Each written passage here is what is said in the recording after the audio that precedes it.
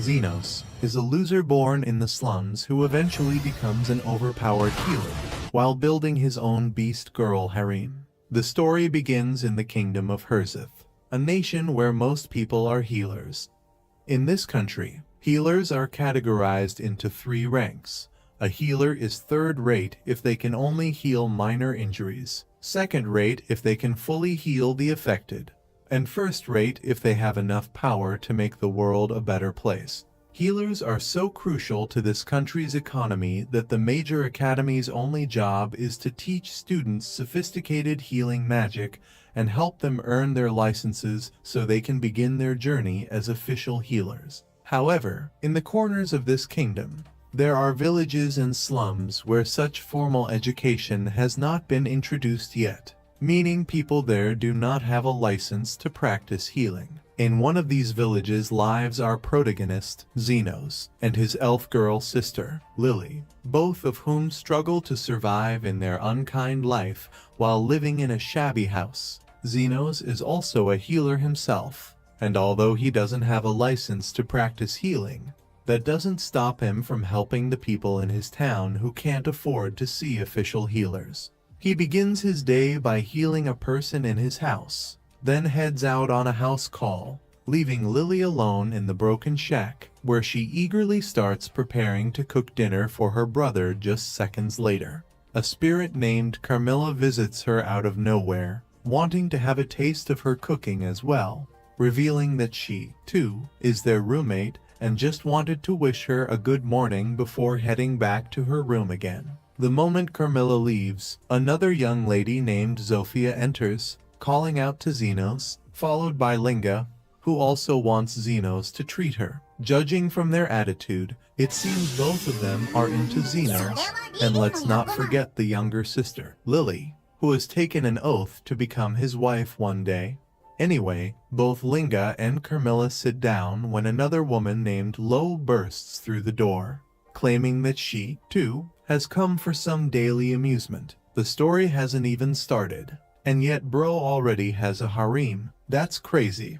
While the ladies eagerly sit around, Lily continues to cook patiently for Xenos and asks the girls if they plan to join them for dinner later. When they reply affirmatively, Lily becomes happy and states that she'll look forward to sharing a group meal. Remembering that she needs to hang the laundry, Lily goes outside, telling the girls to watch the pot. However, instead of watching, the girls end up eating everything in it. Meanwhile, Lily takes a breather outside while hanging the clothes and falls asleep.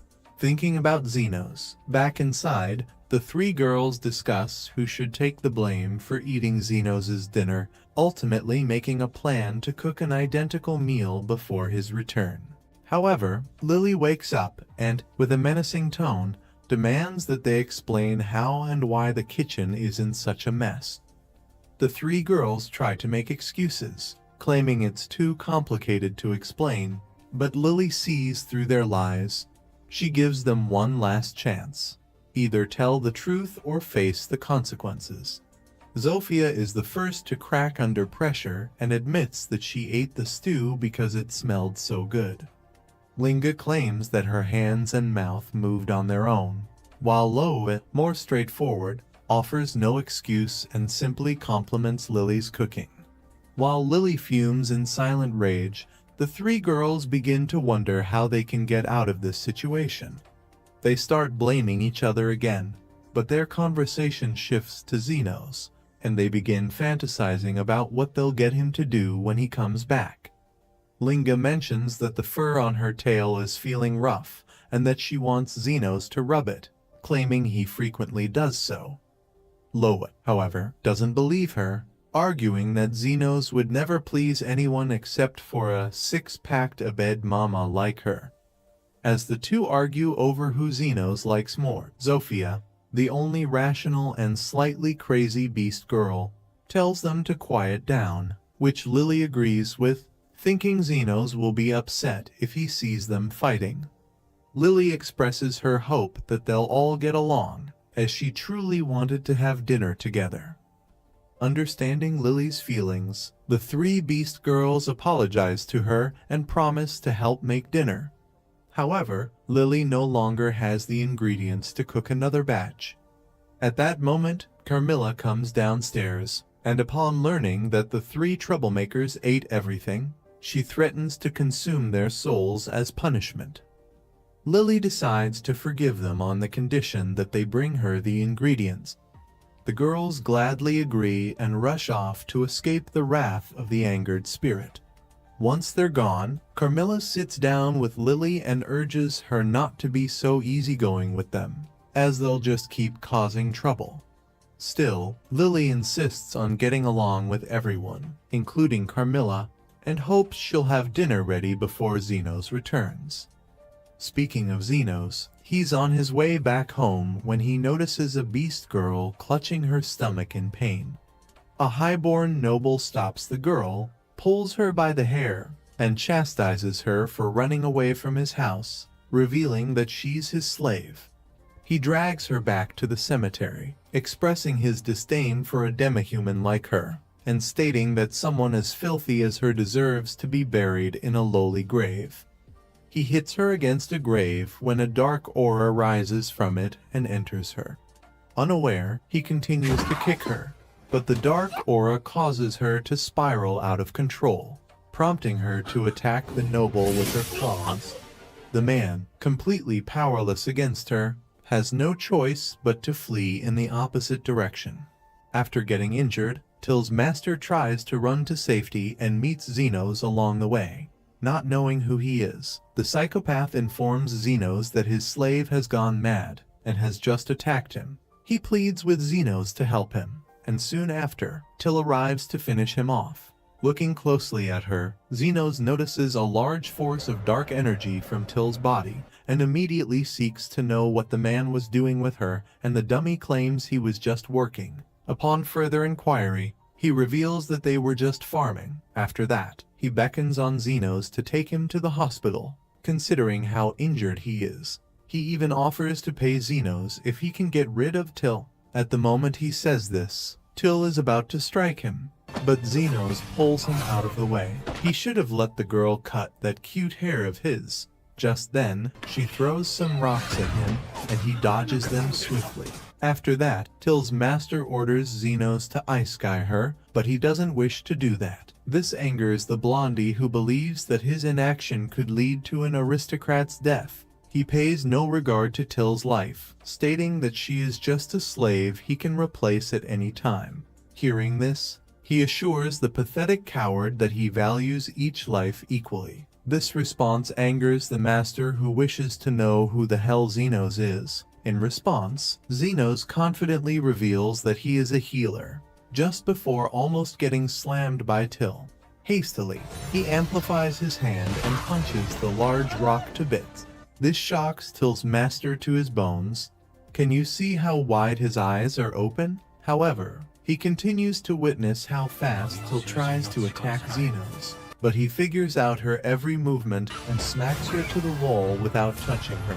This causes the building to fall right on Till's master, but he fortunately survives this. Shortly after, Till regains consciousness and tries to get up. Seeing her in this devastating state, Zenos rushes to help her, but finds that she has been possessed by a demon. He lets her bite him and seizes the chance to heal her of all her injuries and from the possession of the demon. This causes her to pass out, leaving him wondering what kind of farming she was doing to get her possessed by a demon. Soon after, he boasts the demon into oblivion.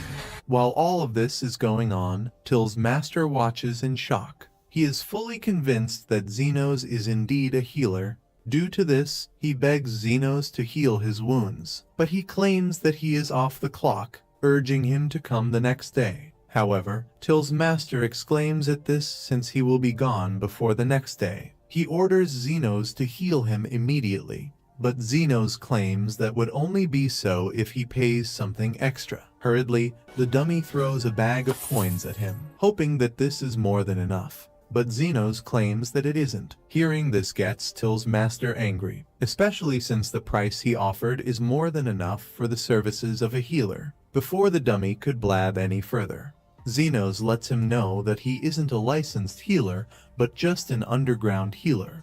On hearing this, Till's master is left wondering if such a thing as an underground healer exists. Soon after, he asks to be allowed to take Till as part of the payment. Without thinking twice, he agrees and asks Xenos to heal him, right before he gets handed the documents to Till's ownership. Later on, Till regains consciousness and is shocked to see Xenos beside her. She seeks to know who he is, and he tells her his name. Also, he informs her that he has bought her, and she reveals her name to him. As his first order to her as her new master, he orders her to wear her birth clothes, and she finds this extremely surprising. I think I like where this is going. Since she cannot oppose her master, he is forced to go ahead with it and does as he says. After she does this, he scans her body and finds she has an issue with a gallstone in her body. Just then, he heals her and smashes the stone to dust. The mode in which he does this fascinates her, especially since he just performed magic without any incantation or complicated methods. Even though she continues to blab about this, Xenos wonders why she is so thrilled at something so normal. Although she thanks him for curing her and wishes to know what she can do to pay him back, without wasting time, he states that he has something for her to do. At first she imagines that he would like to develop some plot with her, but he only shows her the page of a book and asks that she help him find what is in it. Bro just fumbled the bag. After a short while, she finds some leaves and hands them to him. When he sees it, he is very pleased. He thanks her for it and offers her her freedom in return. He even tears up her slave papers, claiming that she has paid him back for saving her. As much as she is happy about being a free woman, she has completely no idea about what to do now. However, she is determined to find out and hopes she will get the chance to inform him when she does. Hearing this, Xenos has no issues with it. He also asks that she comes to see him if she ever gets hurt so he can heal her for free. Later that night, Xenos returns to his house and is welcomed by the girls who seem very happy to see him. Some of them had just gone to get some fruits and fish. One of them even notices that he must have met a new girl, but he ignores her. Before dinner is to be made, one of the girls offers to make some black tea for all of them to drink, and Xenos seems happy about this. I guess that's why he didn't fancy Till, since he had a lot of girls to go around.